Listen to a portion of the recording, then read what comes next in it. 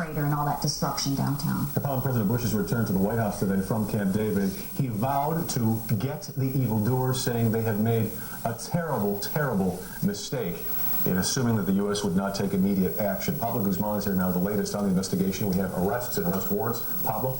Todd, Dana, step by step it happens. Now, most of you know that yesterday the FBI raided an apartment in Jersey City where two men lived who had pulled off a train in Texas and are now back in New York, being held in connection with Tuesday's attacks. Ayub Ali Khan, 51, and Mohammed Jawi Azmath, 47, taken off the train they had boarded after their flight out of Newark, like every other flight in America, was ordered down after the attacks in New York, Washington, and Pennsylvania. However, what no one outside the terrorist task force knows is that just a couple of blocks away from that Jersey City apartment the FBI raided yesterday and where they had evidence removed is another apartment building. One that investigators told me, quote, is swarming with suspects. Suspects who I'm told were cheering on the roof when they saw the plane slam into the Trade Center. Now, police were called to the building by other neighbors and found 8 men celebrating, 6 of them tenants in the building.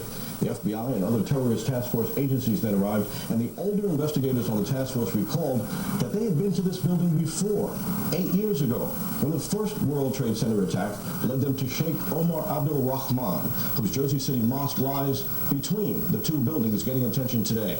And the older investigators remembered that suspects who eventually got convicted for the first Trade Center case, followers of Sheik Rahman, lived in the building where these same 8 men were celebrating the destruction that they saw from the roof. Calling this a hot address, the task force investigators ordered everyone detained. And they saw something else, a model of the Trade Center on the roof, along with sets of binoculars, the kind of model used by an architect or an engineer for a presentation, an investigator told me. They knew, he said, that the planes were going to hit, and they wanted a ringside seat. Remember, part of what motivates Osama bin Laden against the United States, he has told followers, is that the United States put Sheik Rahman in jail. Bin Laden has said that for that, the U.S. must pay. Todd?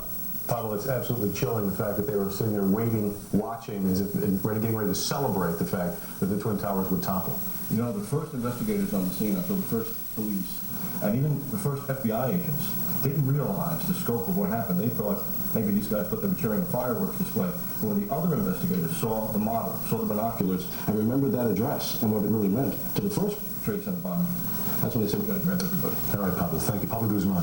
A lot of people back on this 6th night. The work does continue there, the crater and all that destruction downtown. Upon President Bush's return to the White House today from Camp David, he vowed to get the evildoers, saying they had made a terrible, terrible mistake in assuming that the U.S. would not take immediate action. Pablo Guzman is here now, the latest on the investigation. We have arrests and arrest warrants.